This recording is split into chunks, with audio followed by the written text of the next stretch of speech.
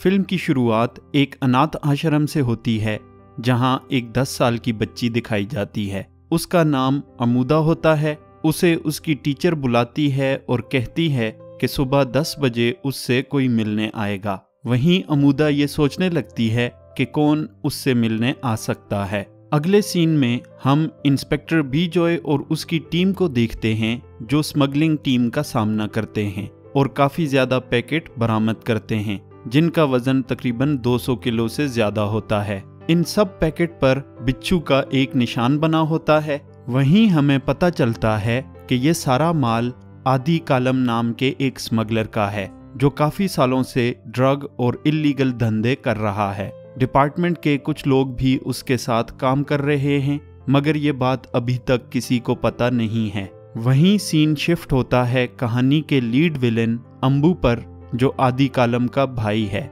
उसे एक फ़ोन आता है जिसमें उसे बताया जाता है कि उसके भाई के साथ उसका सारा 800 करोड़ का माल भी पकड़ा गया है। ये इन्फॉर्मेशन उसे स्टीफन राज से मिल रही होती है, जो नारकोटिक डिपार्टमेंट का हेड भी होता है। अंबू उसे कहता है कि वो जैसे भी करके इन 5 पुलिस वालों का पता दे जिन्होंने उसके भाई को कैद किया और उसका माल पकड़ा। स्टीफन राज उसे कहता है कि वो उसकी मदद तो करेगा, मगर उसे उसके सारे ड्रग में से कुछ हिस्सा चाहिए, और इस बात पर इन दोनों के दरमियान डील हो जाती है।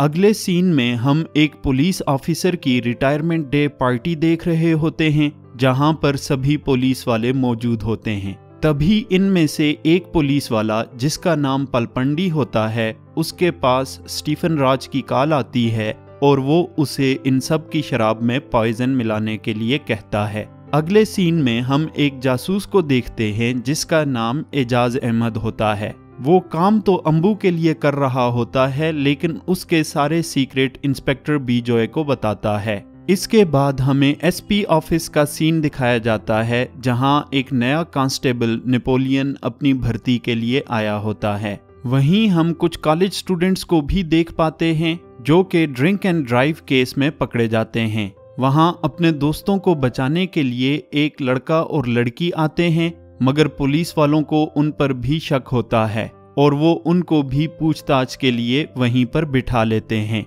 वहीं बी जॉय अपने हायर ऑफिशियल से बात करता है, जिसका आज रिटायरमेंट डे था। एक तरफ अंबू अपने साथियों के साथ इन 5 पुलिस वालों को मारने का प्लान बना रहा होता है, तो दूसरी जानिब ये सब पुलिस वाले पार्टी का मजा ले रहे होते हैं। पॉइजन की वजह से उन सब को खून की के आने लगती है और वो सब वहीं गिर जाते हैं। बी जॉय क्योंकि जख्मी होता है, इसी वजह से वो ड्रिंक नहीं पीता। जब वो नीचे आकर देखता है तो सारे पुलिस वालों की हालत काफ़ी ख़राब होती है। बी जॉय जानता है कि अगर इन सब को जल्दी ट्रीटमेंट ना मिला तो इन सब की जान खतरे में होगी। बी जॉय को एक ट्रक नज़र आता है, जिसके ड्राइवर ने भी थोड़ी ड्रिंक पी रखी थी, जिसकी वजह से वो बेहोश हो गया था।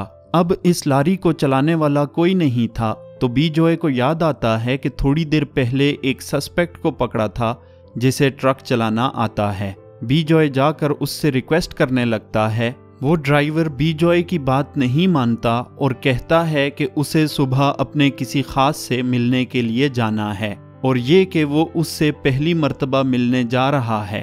बी जॉय उसे बताता है कि वो पुलिस का आदमी है और डॉक्टर ने उसे बताया है कि अगर 5 घंटे में ये सब अस्पताल नहीं पहुंचे तो ये सब मर जाएंगे। दूसरी तरफ हम देखते हैं कि कहानी का विलन अंबू अपने भाई को बचाने के लिए एसपी ऑफिस आता है। हम पलपंडी को भी देखते हैं, जिसने शराब नहीं पी थी। वो अपनी लोकेशन स्टीफन राज के साथ शेयर करता है। जब स्टीफन राज को ये खबर मिलती है तो वो अपने कुछ गुंडों को ट्रक रास्ते में रोकने के लिए भिजवा देता है। यहाँ उन पर काफ़ी ज़्यादा गोलियां चलाई जाती हैं और कांच की बोतलें फेंक कर उन्हें जख्मी करने की भी कोशिश की जाती है। यहाँ हमें एक मज़ेदार एक्शन सीन देखने को मिलता है, जहाँ दिल्ली इन गुंडों को एक एक करके मार रहा होता है। वहीं दूसरी तरफ अंबू एसपी ऑफिस पहुँच चुका होता है। उनके पहुंचने से पहले बी जॉय नेपोलियन को कॉल करके कहता है कि वहां के सारे दरवाजे लाइटें बंद कर दो और इन सब को बंदूकें दे दो। वहां से पुलिस वाले अपनी जान बचाकर भाग जाते हैं, इसलिए ये सारे काम नेपोलियन को ही करने पड़ते हैं। नेपोलियन की मदद करने के लिए वहां कुछ कॉलेज स्टूडेंट्स आगे आते हैं ताकि पूरे पुलिस स्टेशन को बंद कर सकें और आने वाले खतरे को रोक सकें। पालपंडी बीजॉय की सारी बातें सुन रहा होता है तो वो ये सारी बातें स्टीफन राज को बता रहा होता है और स्टीफन राज ये सारी बातें अंबू को बता देता है कि वो सब लोग पुलिस स्टेशन में हैं, उसका भाई और उसका माल भी वहीं हैं और जितना जल्दी हो सके वो माल को वहां से निकाल ले। अंबू की पूरी टीम एसपी ऑफिस पर हमला कर देती है। अंबू छत पर से नीचे उतरता है और यहाँ हम देखते हैं कि सारे इंजीनियर मिलकर अंबू को मारते हैं। वहीं सीन शिफ्ट होता है दिल्ली पर, जो इन सब पुलिस वालों को अस्पताल तक पहुंचा देता है। अब बात आती है एसपी ऑफिस की, जहां नेपोलियन बाकी 5 स्टूडेंट्स के साथ था, जिनकी हिफाजत करने के लिए वहां पर कोई भी पुलिस वाला नहीं था। इसी बीच स्टूडेंट्स में से एक लड़का भी मारा जाता है और दूसरी जानिब जासूस एजाज अहमद भी मारा जाता है। सीन शिफ्ट होता है पुलिस स्टेशन पर, जहां सारी उम्मीद खत्म हो चुकी थी। हर कोई रो रहा था क्योंकि उनकी मौत उनकी आंखों के सामने थी। बीजॉय जानता था कि एसपी ऑफिस के नीचे एक कमरा है जहां इन सब को छुपाया जा सकता है। उन सब को ये भी डर था कि अगर अगली सुबह तक पुलिस ना आई तो ये गुंडे उन सब को मार डालेंगे। वहीं नेपोलियन और दिल्ली को एक मशीन गन मिलती है जो वो बाहर ले जाते हैं और यहाँ हमें फिर एक मज़ेदार एक्शन सीन देखने को मिलता है, जहाँ अकेला दिल्ली सब गुंडों को ख़त्म कर देता है। कहानी के आखिर में हम देखते हैं कि सब पुलिस वालों की जान भी बच जाती है और माल भी बच जाता है और आखिर में दिल्ली को उसकी बेटी अमूदा भी मिल जाती है। तो कैसी लगी आपको ये वीडियो? अगर अच्छी लगी हो तो लाइक और सब्सक्राइब करना ना भूलें। मिलते हैं नई वीडियो में। अपना बहुत ज़्यादा ख्याल रखिएगा।